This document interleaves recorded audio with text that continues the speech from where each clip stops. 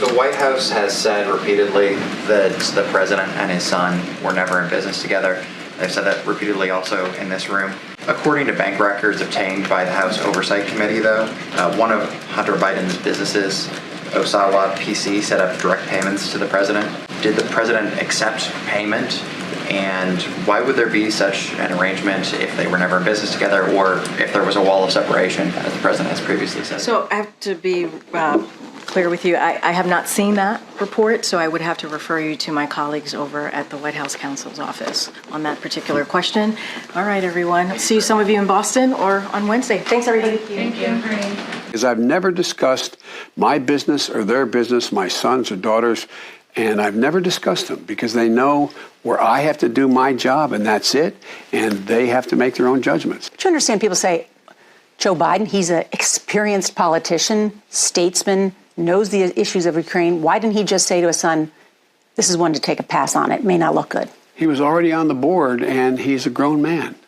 And it turns out he did not do a single thing wrong, as everybody's investigated. Okay, Mr. Biden, if I can. Sure.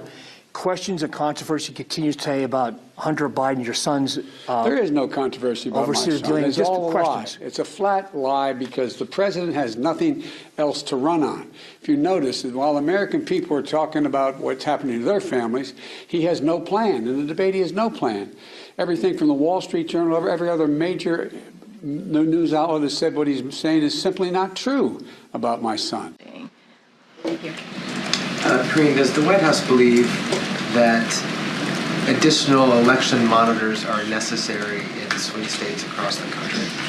Obviously for us, and we've taken actions on the federal level on making sure voting is accessible, and have taken, the president signed an executive action very early on what we can do on the federal level to make sure that voting is a lot easier for folks and they have access and they're educated on what's available to them. But I want to be really careful certainly on talking about anything that's related to 2024. I know, and I just want to challenge you a little bit on that, Yeah, because sure. it's not, I'm not asking for a reaction, at least not directly, to the person who brought this up. Yeah.